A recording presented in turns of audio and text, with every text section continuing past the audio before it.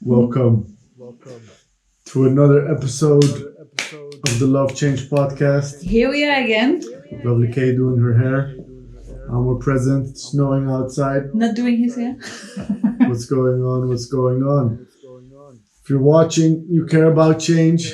You know it's not always easy. You know it can be more difficult and messy than we'd like to admit. But still, it's the best thing out there. Change.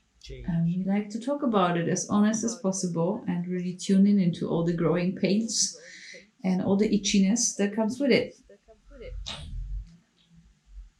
I'm gonna leave you on the mic, see how that goes. Change things up. All jokes aside, today's topic is all about shifting your attention. When you're going through changes, whether it's embarking on the future, whether you're dealing with something paramount, there's always things you like more than the others. There are things that you don't like, and you say use big words like hate. How do you shift your attention? How do you keep yourself in a good spirit? Um, they always say it's a thing, the silver lining, seeing the brightness in the dark. It's a skill set, and today we're going to be talking about how you can practice shifting your attention in that sense. What do you think about the topic, Kay? I think it's really interesting, like whatever you have in front of you when you're facing change, and like if you look out of a pretty discomfort perspective on something, then you can make things really big in your head. So that is really difficult, and I think we all have experienced that a couple of times. That sometimes you're just like skirting around something because you think it's going to be so bad to do it, and it's going to bring so much. Just Bad some things with examples, it. because you're being vague as always. Let's put the hammer on the nails. Let's drop the examples from you Thank recently. you. I don't have an example right now. No? No, that's why. How about otherwise I would drop you closing off the month last week? it. Okay, that's a good one. But it doesn't really fit in my example. I'm sorry. Well, it's about what you pay attention to. Yeah, but I was more like making things bigger than they actually are. I don't know if you skirt around calling someone because you have to bring on a not so nice message. Yeah, In your let's perception. save that example. Yeah. But here we have a real life example where you say you were making some things bigger than they were, or actually zooming in on the negative thing. Yeah. Yeah, that's a better way of describing it. Zooming in on the negative and just seeing one result instead of seeing the bigger picture. So elaborate on that. What was the situation so It was people me know? being grumpy. Yeah, it's normal. But- People get grumpy. Yeah, I agree. It was me being grumpy about closing of the month, not hitting my goals as I had them in mind, and overlooking on all the prospects they have and all the positivity that is coming my way. So I think that was it was a good example to just like zoom in too much instead of taking burst And what perspective. what made you slide down this thing that is not what I want it to be and forget all the rest? You know. Sometimes I can just forget and just look at one thing, just cut it out, put it in front of me, and just stare at that. And that's exactly what it was. Instead of seeing more aspects to it and be like, hey, okay, maybe you didn't hit your goals, but in a bigger sense, you achieved that you maybe didn't have on your list, but actually that happened as well. Or you didn't plan to do it this month. And if you look at that behavior that you say, sometimes I just grab one piece and put that on a pedestal and don't look at anything else. Where do you see yourself doing that more? Or like how do you say like it's something I do? I think if I just if I'm not in a good mood in general, that's something I can grab to Okay. and just like find the negative in something. That's a very good recipe to find something negative So in it something. starts with a bad mood? Yeah, I can. Okay. That's interesting. Yeah. I would think that actually this is what makes your mood bad. I don't know. Can be both ways, I guess. It's difficult to say. Okay. Yeah. So sometimes when you're in a bad mood, I don't know. I'm just kind of like looking for errors, looking for something, and that And It's how do you it's shift out evolves. of that? I mean, we had a interesting talk about it, so I think that really helped. And Well, besides talking with me, like if you look at yourself, if I sit down and I count my blessings. That really helps to be like, okay, that's on the negative side, but what is on the positive? And if you put that down on a piece of paper, you're like, yeah, actually, and the plus side you're is bigger. able to do that when you're in a bad mood. Not always, definitely not. Okay. Yeah, but I'm learning, I'm trying, I'm erroring and trying again. Okay. Yeah, So you care about today's topic. I do Okay. a bit. And when are moments that you actually saw yourself looking at the negative and then you were able to really shift out of it? Can you name an example? Not right now, no. Okay. We were going to struck you on a forgetful note. Okay. Yeah, thanks. It happens. It happens. I also had an off day in that sense. I think from my perspective, yeah, it's easy to. Let's use some examples. You're always the better person with examples. No, I wouldn't say that. I wouldn't say that. I think If you catch me like in the moment, it's very sometimes shut you difficult to down, eh? recall. I It's shut just you, difficult to recall, and then yeah, shut you it down. just doesn't come. And then Yeah, you it gotta does. restart again. Take your time, restart. It's alright. Go ahead. Big example, I would say, that maybe people can relate to is losing your job. Like, boom, from one way to the other, you're like, oh no. Like, and I think this is recognizable in the sense that everybody's been through it. That first you're hit with distress, like, oh no, where am I gonna find my next job? I'm gonna miss my colleagues, like all the things that you're missing out on. Mm-hmm. And then whether it's naturally by yourself or with talking with people you know, you're like, hey, actually, I didn't like the commute anyways, and I was stuck in that position for this time. And maybe there are better things there out there for me, and you shift it for yourself. Yeah. I think that example to be able to, like, whenever I hear somebody talking about losing their job, I congratulate them because it's an opportunity for change and for growth. And the zooming in on the negative things is actually something that is built in our system. This is how we survive. That's why the news is filled with negative stuff. It's because that draws our attention. Yeah. Shifting your attention away from the negative actually is, I think, very important if you're talking about being sustainable and when you're trying to do hard things. When you're like looking at all the things that haven't succeeded and all the things that still need to happen, you're like, oh no, this is super overwhelming. I can't deal with this. I cannot come up with it.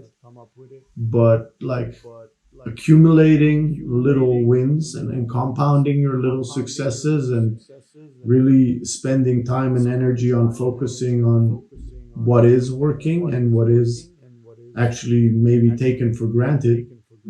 But without that, you would be way worse off. It's a bit reverse psychology that is helpful, but not always easy to do. And I think the reason why it's not easy to do is because we're talking about a mental and an emotional process at the same time. So mentally, you can be like, let me count my blessings. But if you're emotionally still upset about what's going on, then it's not gonna really work. It's not gonna resonate. So I think the first, and I'm bad at that, honestly, myself, is to really be bummed out. Like you having your grumpy day, or like, yeah, you didn't hit your target. Mm-hmm. And that's upsetting because there was a reason you had that target. There's something lined up behind that target. So it's a lot of effort and thought going into that target, and not hitting it is, well, what feeling would you relate to that? Sadness, disappointment, almost being a bit angry. Frustration. Yeah, disappointed in myself. So I feel like in first place you really hit rock bottom. You really like go full down, you know, and you just like yeah, you super like you dip just in first place, and then Yeah. you can sit in it, and the decision is yours to really decide I how think long you're gonna that's marinate in that. that's the important part. If you don't allow yourself to feel those feelings, to say, "Hey, I'm super disappointed, and I'm upset, and also a bit angry," and just like let those emotions pass through you, Yeah. um, is gonna prevent you from being able to pick yourself up again. So if you're gonna be like, "Oh, I didn't hit my target, but I'm gonna try harder next month," you're gonna take that frustration with you. You pretend that you just like overcome it, but it doesn't happen. That's why I found that conversation really interesting, because you're like, I don't know what to do with that. Me being grumpy, Yeah. but I really needed that. I really needed to like get to a point where I was just annoyed by myself for this behavior, and then I was like, okay, that was my marinating period. That was enough. Now I can move on. Be like, okay, now you can move and see what else you can do in the next month. Yeah, so as much as it is important that you acknowledge your need to ventilate those emotions, Yeah. then when those emotions are out, then actually the emotional body is done. It's released, it's finished. Yeah. And then it's actually an attention thing of watching where your mind goes. Yeah. Does your mind keep playing the same song? Oh, we didn't hit our target. Oh, this sucks. Oh, I've been putting so much effort. I Oh, this suck. so disappointing. Why am I doing all this? 2 weeks later, you quit. You're like, oh, can't do this. Well, actually, in that moment, after you've had the emotional release, to really consciously, what you say, count your blessings or compound your successes and really look at all the things that did go right, then you're suddenly able to shift your emotion into a more positive state. Productive state almost, Like, and that's, I think, the what I'm, for instance, bad at is acknowledging the feelings in the moment. So I drag them around for a while, and then after the fact, I might be dealing with them. Yeah. And if I don't deal with the emotions, then I might be mentally looking at all the bright things, but emotionally I'm still negative. Because I haven't released that. So as much as the mindfulness practices, meditation, all these things, like if you think a Buddhist monk doesn't get angry, then you're kind of lying to yourself and the monk, because in releasing those emotions, he's able to observe them and not think that he has those emotions, but they're just things passing through him. I think the connection is just very close. It's really observing those thoughts, and you're going to see it with yourself. If you are in this negative soup and sauce swimming around, you really gotta observe yourself even more to see those thoughts coming and coming. But once you really start to see that, you're like, I don't want that. No, that's not my thought. And then you start to really take it apart and be like, no, I don't want to have those thoughts. Because the more you sit in that, the more natural that just sounds to you. Because you're upset, so it's like your head telling you that you're worthless and you're not doing great is going to just sound familiar, because that's how you're charged in that moment, right? So to really observe it and be like, no, that's actually not my thought. That's a thought, but it doesn't belong to me. It's difficult because it's very conscious in first place, and at some point you can really separate it. But to like process yourself into this observation mode, I find that is a difficult one, because you are one with it. You really sit in it. But that's why I believe that you don't need to per se observe yourself to be able to do these things. I think for me, best example, last Saturday, I woke up, super painful neck, slept wrong, just hurting. I have been training myself for many years now to not pay attention to pain. So I diverted my attention to other things, but I was just hurting throughout the day. You saw me, I had a short fuse, I was a bit grumpy, I was making elephants out of bugs. And in that sense, what I was ignoring was showing up in where my attention was going. You Yeah, know? or acknowledging that part, right? Yeah, and as soon as I acknowledge, like, hey, I have a painful neck, really painful day, let's pay attention to that, let's try to do something about that, then everything wasn't so bad anymore. And when I say I'm bad at it, it's because today also, for instance, after working out, I was super tired. I was like, no, I'm not gonna be chilling all day. I'm gonna sit and work. Did a couple of things, and then my focus just dropped because of the fatigue in my body. Again, me failing to acknowledge that because I was like, okay, I already rested. To be like, okay, you need more rest. So to really meet your emotional and physical needs allows you to shift your attention from negative stuff to positive stuff. Yeah. That's what I think. I think in that sense, if you're talking about going through a super bad situation, like right now, plenty of people are losing people. Okay, people are getting sick, people are passing away. It's difficult to tell such a person, hey, be happy that they went easily, or that you're still here, or that you are still. No, there is grief going on, okay? And in that grief, there is a need emotionally and physically to ventilate that. Yeah. When that process is initiated, then the opportunity is there for you to shift your attention to more positive things. Yeah. But before that, I think it's very superficial. Yeah, it's like trying to drown something. It's just gonna pop up. I think the pain example is what I had on my list because it's in general chronic pain that you're dealing with. That's the best example. Like you can tell yourself I'm good and distract yourself, but that is just screaming for attention. It's not gonna just disappear because you ignore it. It's like coming out of different places. So you're being short fused, you're being grumpy, you're making an elephant out of a bug, whatever. But those things are signs that this is trying to creep out. You just don't allow it in allowing the emotions or speaking it out or whatever you would name it. And I think that's really interesting because, yeah, you just gotta open that outlet. However much you open the outlet. Well, I think for me, the difficult part about it is how much. Because I'm constantly in pain and it varies in levels. Yeah. So for me to be constantly talking about pain, I would bore myself. Yeah, but I guess your zero line is just on a different level. So Yeah, that's what and it then is. when it surpasses that, at times I'm not, how do you say it?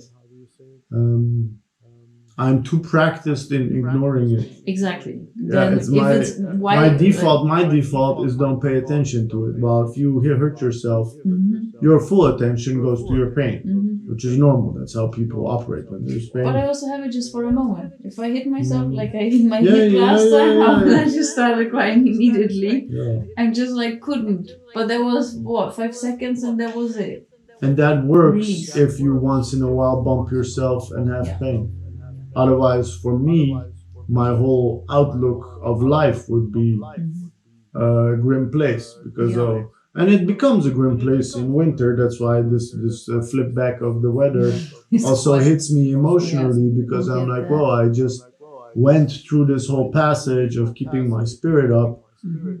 And finally, the sun is there, and I can be like, "Oh, this was a long winter." But we're done with it, and then winter is back. So it definitely hits me because it is also not my default to ignore pain. It is a conscious act. It's a decision. It's a practice. It's something that costs a lot of energy. Yeah, and it took a long while now to go through it, the whole winter, and you've been kind of like putting a check on the checkbox. Done with it, and then when it comes back, it's just like super in your face again. Yeah, I think in those moments, the shifting of attention in that sense, really, I notice myself that I struggle with it if I don't acknowledge the need that I have within whatever that is negative. But would you say you need to acknowledge like the whole spectrum and then just find the level for yourself to voice it? Or how would you phrase it the best? I think the best way to phrase it is just not to ignore it. Like if I have a painful neck,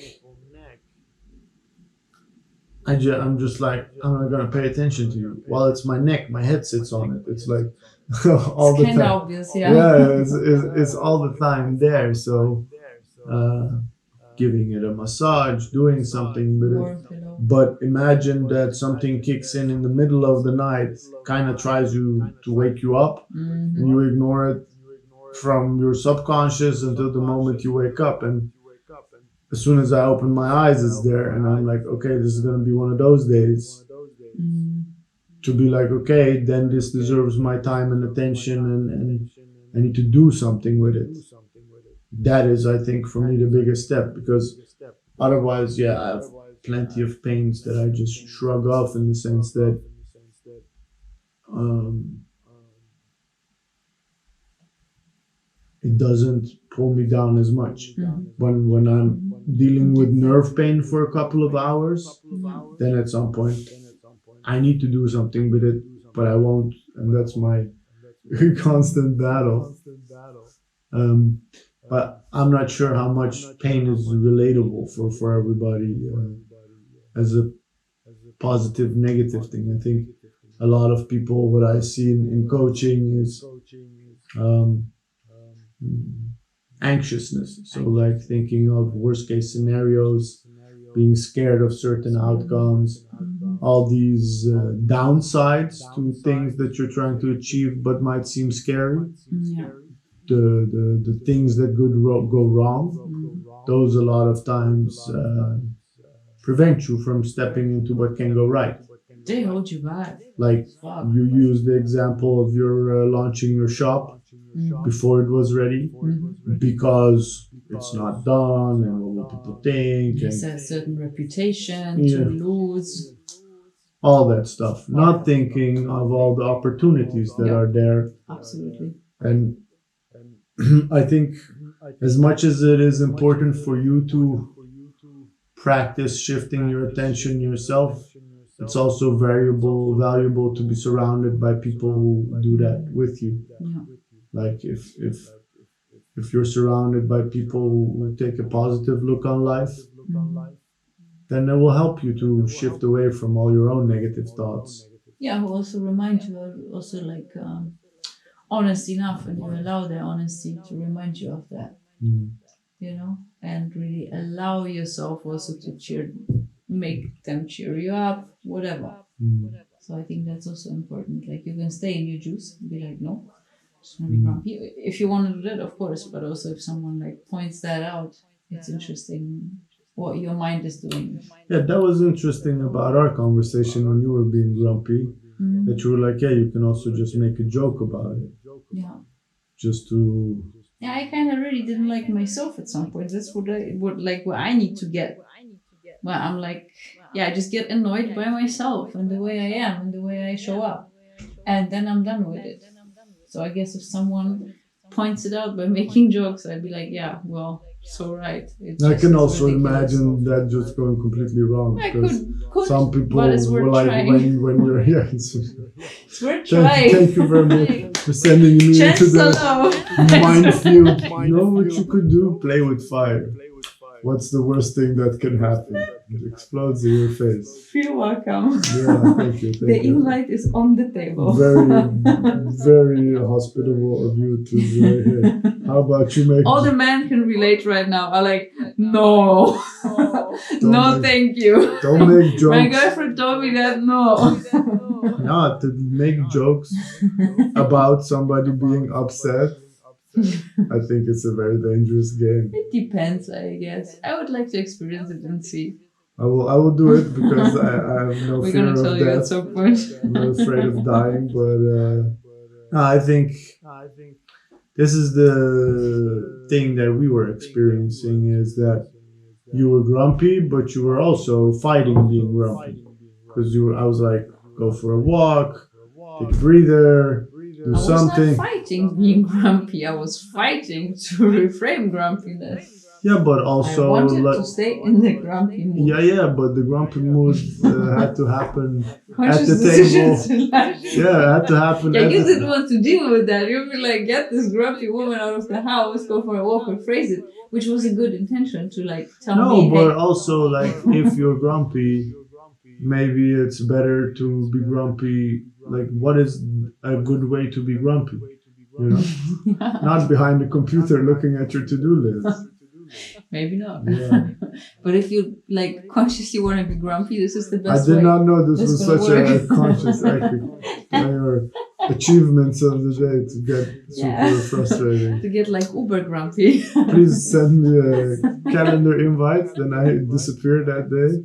Oh my god, such struggle, such struggle. That's what you get. Nah, but I don't know. I'm curious about people's experiences because I see it. I see it quite often around me, and I can do it myself as well. To actually focus in on the negative stuff. Mm-hmm. And this thing we're talking about, the silver lining, to be able to shift your attention. Mm-hmm. To some, it comes naturally. To others, it's a very difficult practice. Mm-hmm. And the difference in the end is how much joy you experience in life. Like, do you think every day you wake up that life is full of adversity and you're like constantly battling it out? Mm-hmm. Or are you in the you win some, you lose some camp? Or are you even in the camp that you don't even see a competition, you see a dance, you see a play, and you're living life joyfully, Mm-hmm. not dealing with the identification of like this is positive, this is negative. The judgment is kind of either the judgment is there, the judgment is not. That makes a big difference. Like the post that you prepared about lockdown and all the negative thoughts that you can have towards it, and what it means and how annoying it is and how shitty it is for me, etc., etc. You're just like, that's just what it is. It's equal for everyone. So it's also just like rain. It's equal for everyone, at least in this region right now. So it's you can decide how you face that. It is, I think, to be able to enjoy the rain, you need to acknowledge that you're getting wet.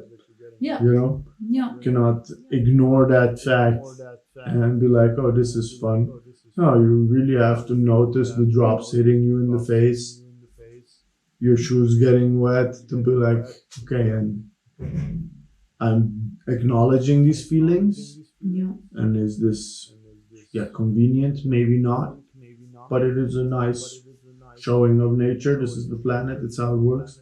And with COVID also, it's not to say that you shouldn't be tired or you shouldn't be longing for life the way it was. Actually, acknowledging what you are missing, acknowledging how you feel about the current situation, but truly ventilating those emotions. And that could be drawing it out, writing about it, singing a song about it. I don't know how you express your emotions best, but to really get an emotional release, and then your mind can readjust and be like, hey, actually, now I have more attention for my close ones, or actually I've been able to read that book that I always wanted to read and start looking at what is positive about your situation. Yeah, you kind of free up some space in your head. You really need to do that. That the ventilation is exactly this. Like, you just make space, neutral space for something else to replace what was there. And that is important. Otherwise, it just compresses. Yeah, I think that's a great takeaway for today. Right. Yeah. You want to close it off? You're the close-off queen? I'm the close-off queen. Thank you so much. We have enjoyed this episode. Look at them. Look at them. It's very difficult because when I look at you in the camera, so that's kind of weird. But thank you very much for tuning in. We enjoyed that episode, Amor and me. We do that every week, so you can tune in and either watch us with video or without. We stream live on YouTube, and otherwise you find us on every It's a lie. channel. It's a lie. We're not live on YouTube. We're live on Facebook and Instagram. Oh my gosh, I'm so sorry. But you can subscribe on YouTube, Spotify, Apple Music. You should do your homework as the close-off queen, man. But we are with video on YouTube, Instagram, and Facebook. That's all we are. Thanks everybody Thank you so for much. tuning in. Have a good night, and we see you next time. Bye-bye. Love change out.